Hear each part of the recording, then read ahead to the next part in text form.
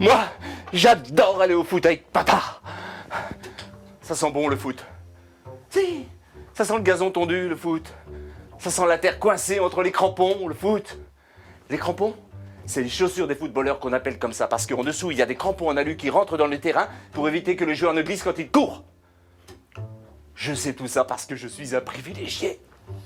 Papa me laisse entrer dans le vestiaire, à condition que je m'assoie à côté de lui, que je ne bouge pas et que je ne pique pas mot. Du coup, j'observe, je prends note, et quand j'aurai le droit de jouer moi aussi, je saurai tout ce qu'il faut faire. Dans le vestiaire, ça sent le camphre que les joueurs se mettent sur les cuisses pour se réchauffer. Il paraît que ça sent pas bon, mais moi j'adore ça. Remarquez, quand on aime la crème pâtissière au petit goût de brûlé, je regarde le cérémonial. Les chaussettes qu'on enfile, le maillot avec un numéro derrière qu'on porte toujours le même. Les mots de l'entraîneur pour parler de la stratégie, les consignes, les encouragements, plus un bruit à part lui qui parle.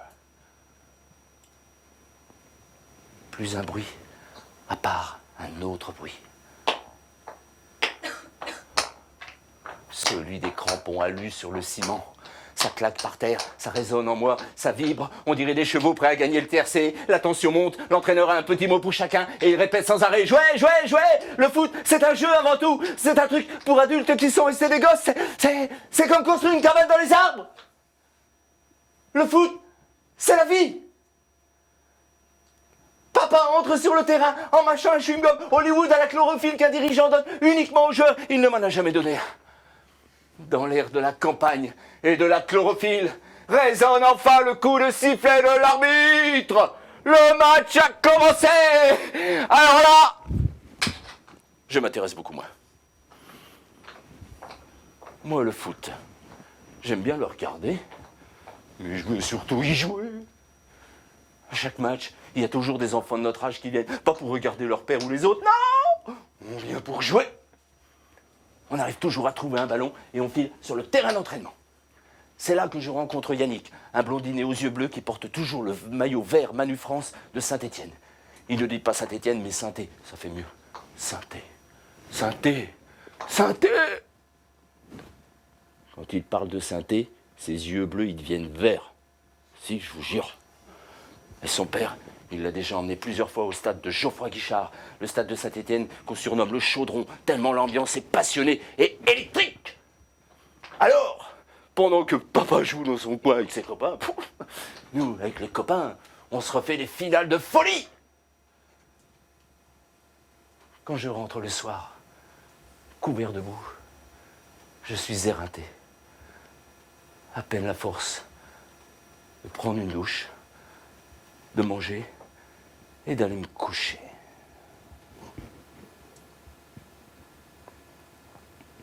Et là, je rêve d'équipe de France. Je rêve de Saint-Étienne. Saint-Étienne, c'est comme la rougeole. C'est une maladie contagieuse qui donne de la fièvre. Mais sans les boutons.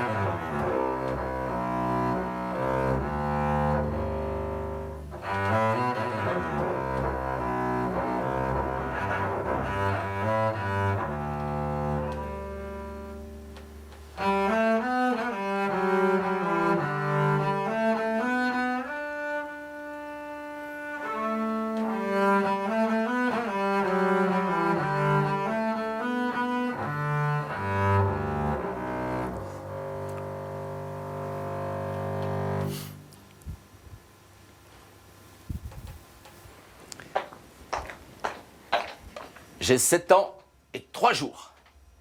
J'ai bien noté dans le calendrier que le premier mercredi après mes 7 ans, c'était 3 jours après. Je le sais depuis que les éboueurs ont apporté le calendrier avec les chatons qui dorment. J'ai même entouré la date en rouge.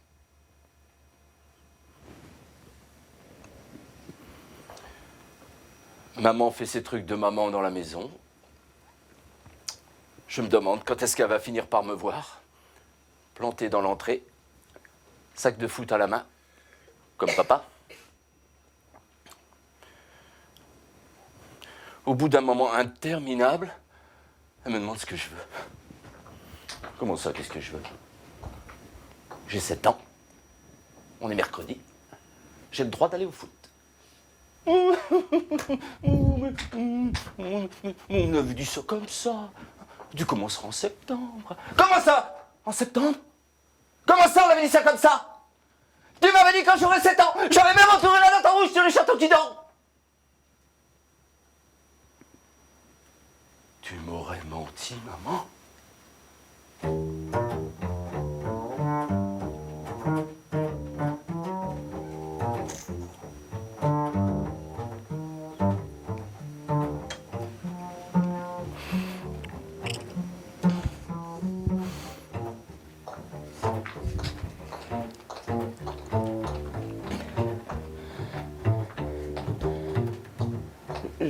Je marche le long de la main courante blanche qui protège le terrain des gens qui n'ont pas de crampons. C'est interdit pour eux, on ne foule pas un terrain en mocassin.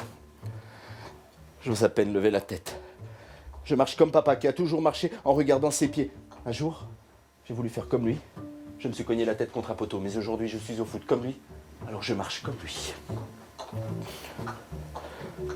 Je regarde les lignes blanches. Le rond central est grand comme 10 fois ma chambre. Les buts, 2 énormes poteaux, avec une barre transversale entre les deux. Blanc tout ça. Avec les filets, on appelle ça la cage. Quand le ballon entre dans le but et touche les filets, ça fait un léger sifflement. Je suis trop pressé de faire trembler les filets.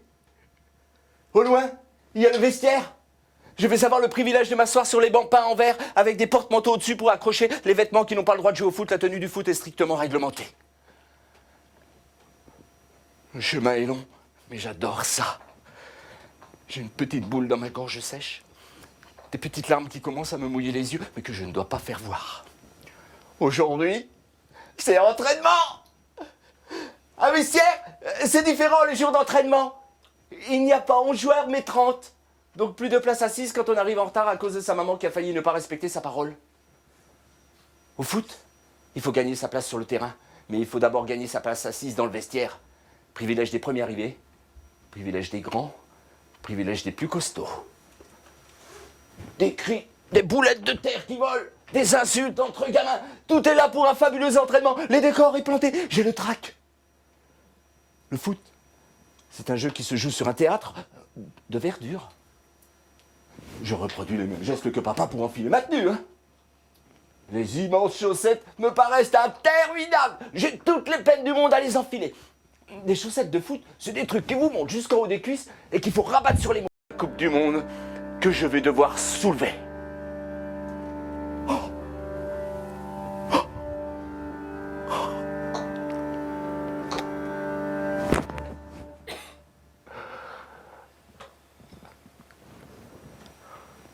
Finalement, nous sommes 80 enfants pour 15 places à prendre et l'ambiance n'est pas celle du vestiaire au mur vert.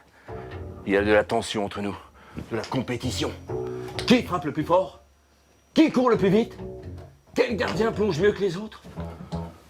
J'ai bien conscience que j'ai affaire à ce qui se fait mieux, que c'est peut-être aujourd'hui le jour le plus important de ma vie.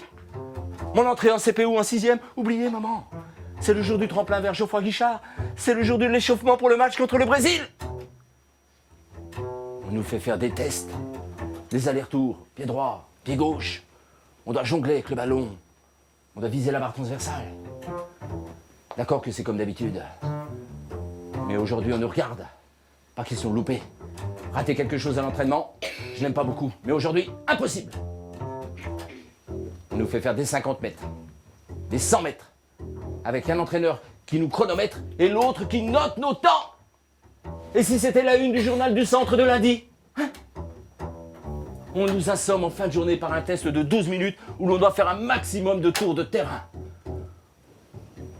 On commence à s'élancer. Le départ est violent. Il faut se dégager de la horde qui s'élance. On joue des coups des franches. Pas si franches que ça d'ailleurs. On court. Trop vite pour tenir 12 minutes. Certains s'échappent. Je dois me résigner. On n'a plus qu'une seule idée. Ne pas finir dernier. Alors là, la samba arrive dans ma tête. Soulève mes jambes. Et je n'ai plus mal nulle part. Je cours. Je n'ai plus peur de rien ni de personne. J'y vais. Et j'entends le coup de sifflet final. Je ne suis pas trop bien placé, mais je pense surtout au dernier qui va avoir son nom à la une du journal et à ses pauvres parents qui vont devoir déménager hors de France pour laver leur honneur. Finalement, on nous donne à boire et à manger et on se retrouve à 4 par chambre et l'ambiance redevient celle du vestiaire au mur vert. On a joué au foot ensemble, on a dansé la samba ensemble, on a souffert ensemble, on se fout de qui est plus fort que qui, on court dans les couloirs, on se bagarre avec nos polochons, on avale un plat de pâtes trop cuites et on tombe comme des masses. La tête pleine du Brésil qui nous attend. Le lendemain matin, de nouveau des tests, des chronométreurs. L'entraîneur départemental en personne vient énumérer la liste des retenus. On continue à tenter de s'impressionner, fut-il barou d'honneur. À chaque nom énoncé, je compte les places qu'il reste. 14, 13, 12, 11. Le compte à rebours me fait penser au décollage d'Ariane en Guyane que j'ai vu la semaine dernière à la télé. 10, 9, 8, 7, les taux se resserrent, j'ai peur. La samba s'éteint dans ma tête. 6, 5, 4, Norbert Leloup. Norbert Leloup, il est pas là? Si, je suis là. Bah alors mon gars, tu dors. Non, je suis là. Le compte à rebours continue, mais je m'en moque. Ariane décollera ou pas, je m'en moque, je suis dedans. J'ai des étoiles plein la tête. C'est les étoiles du drapeau du Brésil. C'est la nuit des étoiles filantes en plein mois d'octobre. J'ai toutes les peines du monde à le cacher, mais je crois que je n'ai jamais été aussi fier de moi.